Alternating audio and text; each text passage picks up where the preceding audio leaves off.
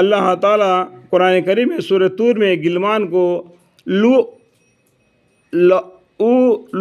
مکون کہا ہے، یعنی وہ لڑکے حسن اور چمک میں اور رنگ کی صفائی ستھرائی میں ویسے موتی کی طرح ہوں گے جو سیپی میں چھپا رہتا ہے، جس پر دھول مٹی کا گزر نہیں ہوتا۔ دیکھو چھپی کا مطلب کیا ہے؟ مطلب چھپا، ہم دریا میں جاتے ہیں نا، سمندر کے پاس میں، تو جو چپکلے ہم بولتے ہیں، جو چھوٹے چھوٹے گھٹو پتھروں کے جیسا لگتے ہیں، اگر اس کے اندر ایک کیڑا ہوتا ہے، اور جو ہندو لوگ بھی ہے نا، اسے پھونک مار دیتے ہیں تو اس کا آواز نکلتا ہے، تو مندروں کے پاس میں وہ پھونک مارتے ہیں، تو آپ لوگ دیکھے ہوں گے، تو سمندر سے نکلا ہوا ہوتا ہے، وہ اس کے اندر موتیاں ہوتے ہیں، تو وہ اس طریقے سے وہ چھپے ہوتے ہیں، جس کی وجہ سے اس کے اوپر مٹی نہ پڑے۔ اس طریقے سے اللہ تعالیٰ نے بھی حوروں کو، یہ خدمت گزاروں کو اللہ تعالیٰ نے جنت کے اندر محفوظ رکھا ہے، جس پر دھول مٹی کا گزر نہیں ہوتا۔ اور سورہ دہا میں لؤلؤم منثور فرمایا ہے، یعنی وہ لڑکے بکھرے ہوئے موتیوں کی طرح ہوں گے، کیونکہ خدمت میں لگے ہوئے ہر طرف چل پھر رہے ہوں گے۔ جنت میں کوئی کدھر ہوگا، کوئی کدھر ہوگا، کوئی کدھر ہوگا، ان کو وہ پہنچانے کے لیے، وہ خدمت گزاری کرنے کے لیے جنت میں چلتے پھرتے نظر آئیں گے۔ تو یہ ہیرے ہیں جو بکھرے ہوئے جنت میں چل رہے ہیں۔ سمجھ میں آیا ہوگا ابھی؟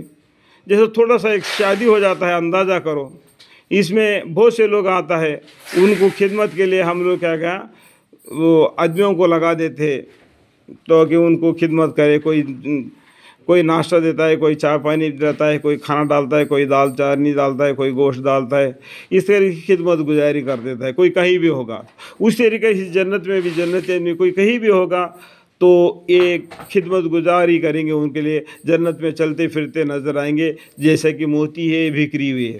سمجھ میں آیا ہوگا ابھی تک؟ یعنی لڑکے بکھرے ہوئے موتیوں کی طرح ہوں گے، کیونکہ خدمت میں لگے ہوئے ہر طرف چل پھر رہے ہوں گے۔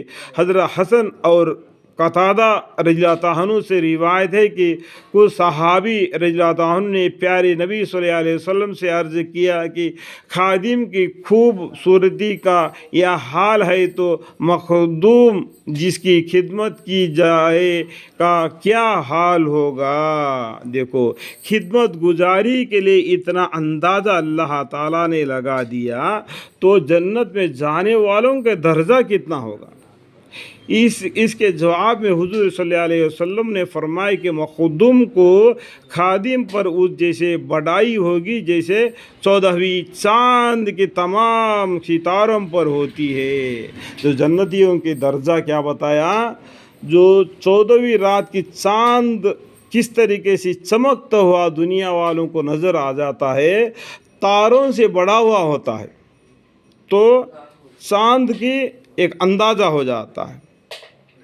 تو اس طریقے جنتی آدمیوں کو 14ویں رات کی چاند کی طرح ستاروں کے پر ہوتی ہے۔ فرمایا کہ رسول اکرم صلی اللہ علیہ وسلم نے فرمایا کہ مخدوم کو خادم پر اس جیسے بڑائی ہوگی جیسے 14ویں چاند کے تمام ستاروں پر ہوتی ہے۔ اللہ تعالیٰ سب کو سمجھنے کی توفیق عطا فرمائے۔ اگر اس حدیث کو سمجھے تو ٹھیک ہے، نہیں سمجھے تو دیکھا خدا کی جنت اور مرنے کے بعد کیا ہوگا، یہ پیج نمبر دیکھ لینا 265، تو اس کو پڑھنے سے بھی آپ کو معلوم پڑ جائے گا۔ اللہ تعالیٰ سب کو سمجھنے کی توفیق عطا فرمائے، آمین۔